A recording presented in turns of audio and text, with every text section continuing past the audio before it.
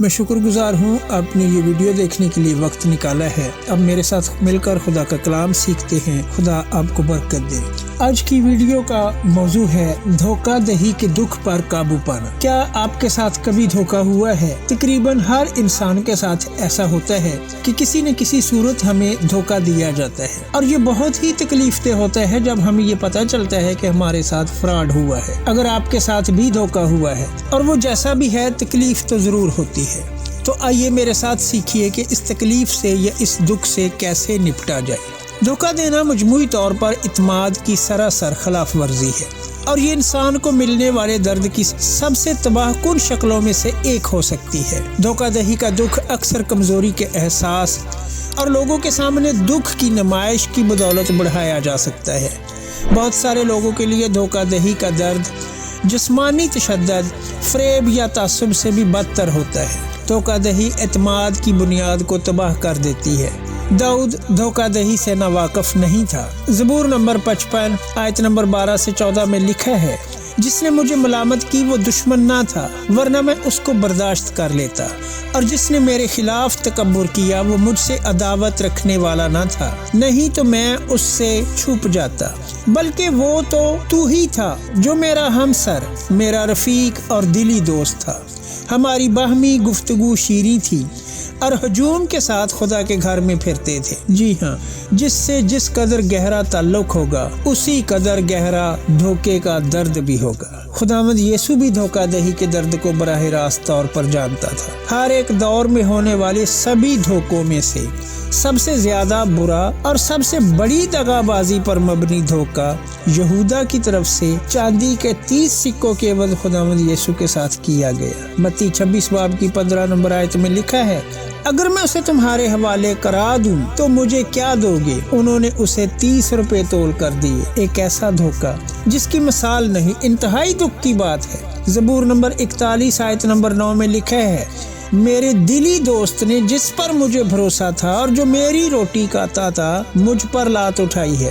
اکثر دھوکہ دینے والے وہ لوگ ہوتے ہیں جو ہمارے ساتھ ایک برتن میں کھاتے ہیں، اور ہم بھی اپنا سب کچھ ان پر لٹا رہے ہوتے ہیں۔ یاد رکھیں، اس دھوکے کی وجہ سے یسوع تلخ یا ناراض نہیں ہوا تھا، نہ ہی وہ اس کا انتقام لینا چاہتا تھا، بلکہ اس کا رویہ اس کے برعکس تھا۔ یہودا سے غداری کا بوسہ پانے کے بعد خداوند یسوع نے یہودا کو میاں اور دوست کے طور پر مخاطب کیا تھا۔ اس سارے درد کے باوجود ایک طریقے سے ہم دھوکہ دہی پر قابو پا سکتے ہیں۔ اس کے لیے قوت براہ راست خدا اور معافی کی طاقت سے آتی ہے۔ زبور 55 میں داؤد اپنے ٹوٹے ہوئے اعتماد پر افسوس کا اظہار کرنے کے بعد اس بات کی طرف اشارہ کرتا ہے کہ ٹوٹے ہوئے اعتماد کے درد پر کیسے قابو پایا جائے۔ وہ کہتا ہے 55 زبور آیت نمبر 16 تا 17، پر میں تو خدا کو پکاروں گا اور خداوند مجھے بچا لے گا۔ صبح، شام اور دوپہر کو میں فریاد کروں گا اور کراہتا رہوں گا، اور وہ میری آواز سن لے گا۔ اس کی پہلی کلید خدا کو پکارنا ہے۔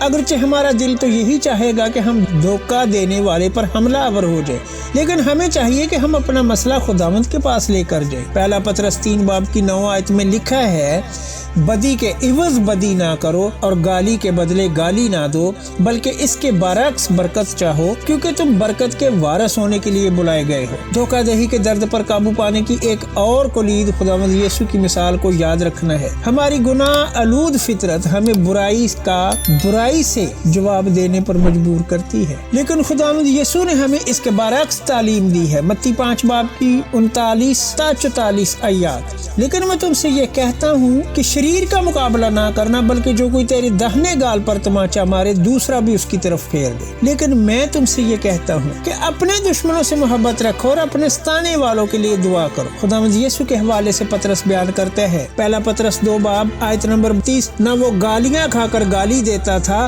اور نہ دکھ پا کر کسی کو دھمکاتا تھا۔ ہمیں بدسلوکی کے بدلے میں بدسلوکی نہ کر کے یسوع مسیح کی مثال کو اپنی زندگی میں اپنانا چاہیے، اور کسی بھی طرح کی بدسلوکی में धोखा दही का भी शुमार कर ले। ईमानदारों को तो उन लोगों के साथ भी भलाई करनी चाहिए जो उन्हें नुकसान पहुंचाते हैं, लेकिन याद रखें इसका हरगिज ये मतलब नहीं कि बदसलूकी और कारोबारी खिलाफ वर्जियों वगैरह के मामलात में मुनासिब इंसाफ की तलाश नहीं करना चाहिए। यानी हमें ये भी नहीं करना चाहिए कि हम अदालत तक भी ना जाएं, ताहम इस तरह के इंसाफ के हसूल को इंतकाम की ख्वाहिश के लिए हौसला अफजाई का बायस नहीं होना चाहिए। धोखाधड़ी की तलखियों पर काबू पाने में एक और ताकतवर बात है धोखा देने वाले को मुआफ करने के लिए हमें खुदा की तरफ से दी गई सलाहियत है। अंग्रेजी जुबान में मुआफी के लिए इस्तेमाल होने वाले लफ्ज फॉरगिव के अंदर गिव बामानी देना भी शामिल है। जब हम किसी को मुआफ करने का इंतखाब करते हैं तो हम असल में उस शख्स को तोहफा देते हैं,